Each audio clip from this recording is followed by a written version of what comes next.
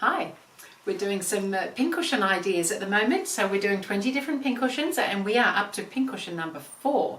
So we are having a wonderful time.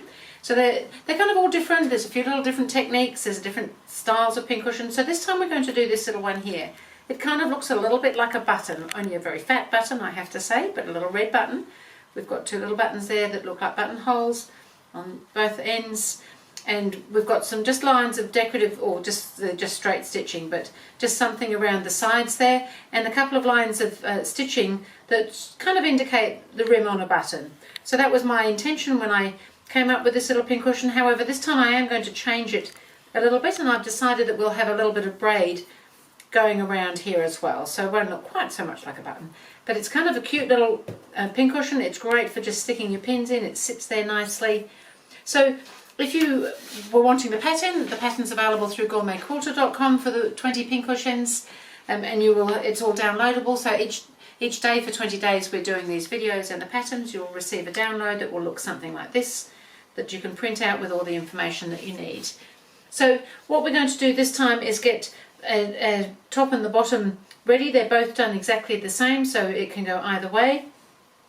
So if you've got a light box or some sort of light source, it's really handy because you can trace any markings and things. So even though they're going to be circles, I've cut them out as squares at the moment so that we can do away stitching and manage it all, and then we can cut it out as the circle afterwards. So I've already traced it on. I've put it onto a piece of batting, but I've already traced it on, and I've traced the cutting line and the 2 sewing lines. I haven't traced the little dashed line that's near the outside because that's actually our seam line, and we don't really need a drawn line for that, but we do need any that we're going to stitch or cut.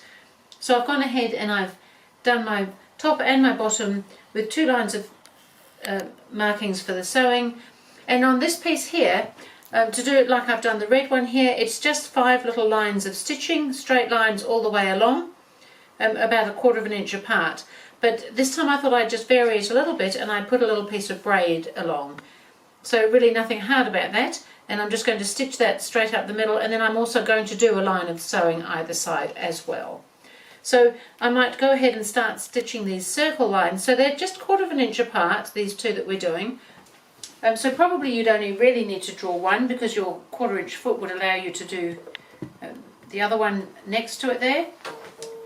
So I'm just going to go ahead and sew the circle. So when you're doing a circle, you just need to take your time because it's wanting to go straight on the machine and you're wanting it to go round in a circle. So you may have to stop and start and lift that foot occasionally. If you have a knee lift, this is a great time to use it. And I've just used a darker thread so that will stand out. You might have a decorative thread, you might want to do any number of different things, and I'm just doing a line of sewing.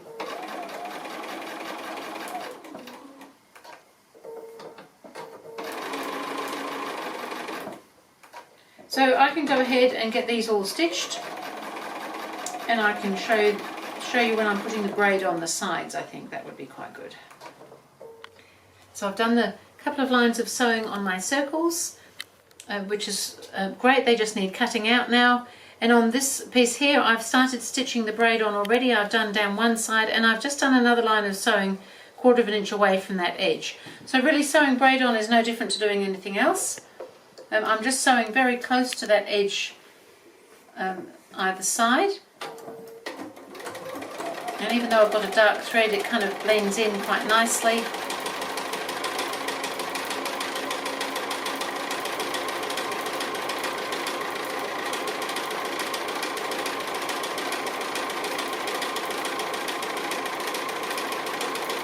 And then I'm going to do another line of sewing 1/4 inch away. So I've got a 1/4 inch wide foot on so that I know that edge runs 1/4 inch away from the stitching line. So I can just let that sit right next to the braid there and stitch all the way along there too. And so then we're going to have to trim all the batting back to the right size. The piece of fabric is the right size. We've got to cut out our circles, and then we've got to start putting it all together. So I'm just going to give this a quick press because I like to press everything. So the trimming is obviously nothing hard about that. We're just going to trim it back to the size of the piece of fabric. And the same with the circles. Because I've already drawn my cutting line, I'm just going to cut those out so that everything is ready for us to join up. So I'll go ahead and get these cut and show you how we start putting it together. So I went ahead and I finished sewing my braid on and the other line of sewing, and I've just joined that up into a circle now. But I've left a gap between because we've got to turn it through somewhere, so there's not a lot of space for a gap here, but then it's not a very big pincushion, but it will be tight.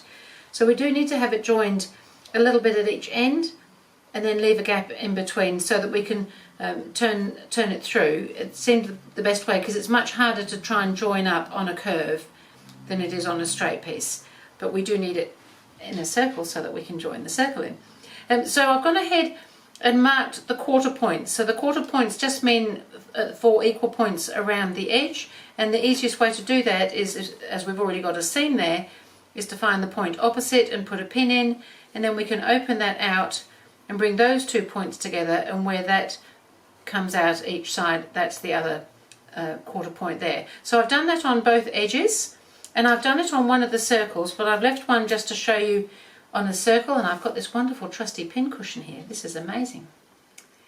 So I'm just going to fold it. It doesn't have to be on the grain or anything in particular with this fabric, but we just need it in half, and again we're just going to pop a pin in either side of that halfway, and hopefully fairly straight if we can, and then we're going to bring those two together and fold it in half again, and that finds us the other quarter marking just there. So not hard to do, but very helpful to do when we're trying to put circles into things. And this is quite a small circle, however we're going to be fine. So now that I've got that marked, I can go ahead and start pinning that in here. So we're putting right sides together, so this is the right side to the right side, and we just want to put a pin in at each of those quarter point marks, and this is where pins are liable to attack you, so just go carefully with your pins. You can take one of those out and put one in so that it's pinned there. So if you do that, just do one end, like one circle at a time. I wouldn't recommend necessarily trying to get everything pinned all at once. We'll get one in and stitched and then come back and do the other one. So that's great there, but we do need one more pin in between, or possibly even two. I think one probably is enough, but you may find you're more comfortable putting 2 more pins in that space there. So we want to just make sure that that's sitting, so those raw edges are staying together. The circle will want to sort of buckle up just a little bit because we're trying to put it onto a straight edge. But that's why we put more pins in if need be, so that we can try and keep it as straight as possible as we go round. And one more pin.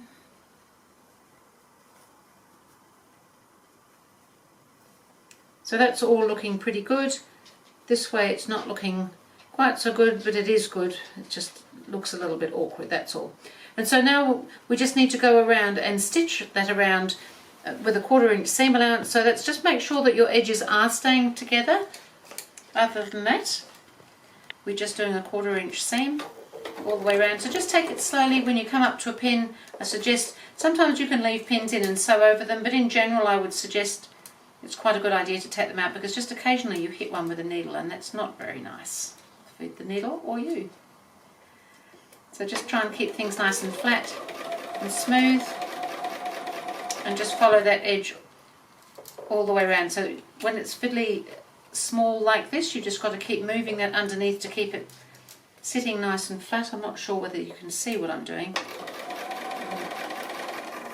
It's not too bad, but you do need to keep swiveling this around so that you can get that to sit nice and flat where you're actually stitching it. And if you just take your time, it's not so bad.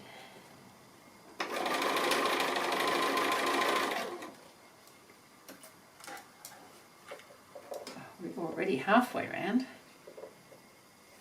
So just keep an eye on those little edges.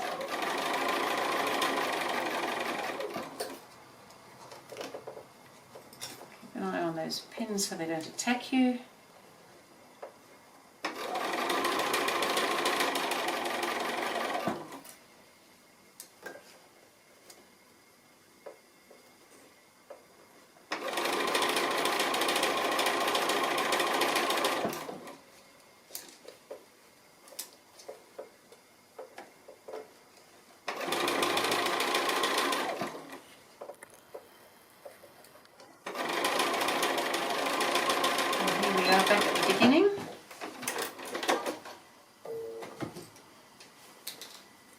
So it probably would have been easier if I hadn't had those pins in that other edge, but I just wanted to show you where they go.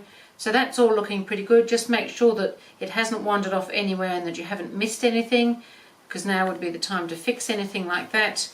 But I think it's all looking pretty reasonable in there. So I'll just go ahead now and put my other circle in, and I'll show you how we're going to finish it all off. So I've gone ahead, it's looking pretty good. I've got both my circles in, I've got my little gap here, which is only little, but I'm hoping that's going to turn through fine. So we're ready to turn through now. It will be a little bit of a struggle because I've got the batting there and a small hole. However, all things are possible, I've discovered. Just have to coax it gently. And look, you see, it is coming. Look at that.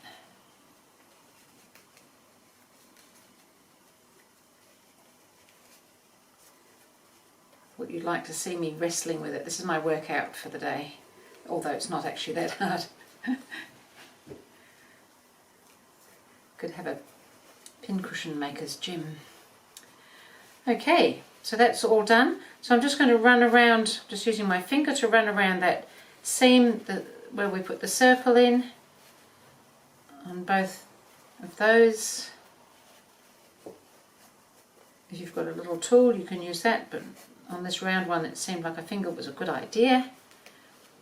So that's all looking pretty good. And it just needs to be filled now. So again, you could use your preferred filler. I'm going to use the crushed walnut shell that I'm using quite a lot lately. I have been finding it's very nice to use, and as a filler to do the filling, and also as a pincushion. It seems to sit well. So I'm just going to pour some here through the funnel, and you don't want to overfill it. You want it to sort of sit nicely, and we're going to put a couple of little dimples in with some buttons, but it does still need to be fairly full. And so the walnut shell doesn't really give a lot, but it does sort of squash down a little bit once it's in there, and they make great little bean bags and things. So if you treat it like a little bean bag initially, it'll sort of settle in.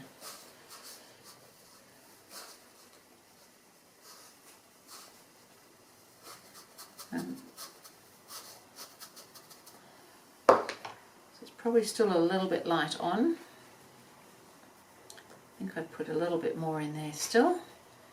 So I'll go ahead and do that, and then I've just got to slip stitch the end closed, and then we've got to put the buttons on. So I'll come back and show you when I get to that stage.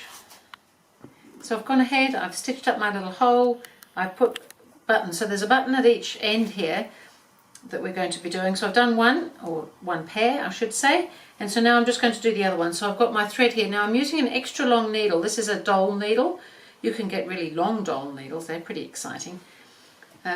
This is exciting enough, I have to say. So I've knotted the end of my thread, and I'm just going to attach it to my button before I start. I don't necessarily always do this, but for this sort of thing it seemed easier. There's not a lot of strain on these buttons. They're more decorative than anything, but there is a little bit of pull on them. So I'm just threading my needle through and pulling that knot up so that that's holding onto the button, so that that's already in place before I start trying to sew, because we've got a whole lot of things going on when you're trying to do something like this. So I did actually make a couple of little marks where I thought the buttons would go. So because I've got this long needle, it's longer than my pincushion is deep, so that's really good, so that I can sew all the way through. So I'm going to put my needle in. So you pop this so that it's sitting, so that you're happy with it, it's sitting comfortably nice and flat, and put that needle straight down so that it comes out the other side. Now before you pull it through, just have a look and make sure it's sitting pretty much where you want it, and I think it's actually pretty good there. So I'm just going to pull that through, and because I've got that button attached, that's going to sit quite nicely there for me. So now we have to go through the button on the other side, and we're just going to go backwards and forwards a couple of times, but everything should sit quite well. I think just keep sitting it nice and flat, and then you can do the same thing. You can go through. Now it may not come out exactly on a button hole, however it's going to come out pretty close. and you can just thread it into that hole in the button there. Now just keep an eye on this one, make sure your threads are not tangling around anything. That's looking pretty good, this is looking pretty good. Give it a little bit of a pull, don't wrench it super tight, but just so that it holds it nice and firm in there. And then we're just going to do the same thing again and go around a couple of times just to make sure everything's nice and strong. So where it comes out here, just make sure it's coming out through the buttonhole. And back again. And this one just wants to be there, that buttonhole just has to move it just a touch. There it is. And I think that's looking pretty good. I'm pretty happy with the way that's sitting. So I'm just going to come back and then I'm going to tie off. So I'll come back up through the button again. Always assuming that it will. There it is. And to tie off, what I usually do is this is a bit harder with a longer needle, but I just come back through the button but not back into the fabric at this stage. And I just wrap that thread around a couple of times, and then I just do a little stitch under the button so you won't see this, just into the fabric. And again, it's quite hard with this longer one, but you can move things out of the way a little bit. And again, just do the loop around the needle and pull it up like a little knot. Pull that tight, that should sit then under the button, you won't see it. And again, go in to the pincushion under the button and just come out somewhere else. And then you can just snip that thread off and that all disappears inside the pincushion. And here we have two little pincushions. How cute is that? I thought that was kind of fun with a little bit of braid for a change. You may have some other ideas. I'd love to see what you make. So that was pincushion number 4. And so I will see you again with pincushion number 5.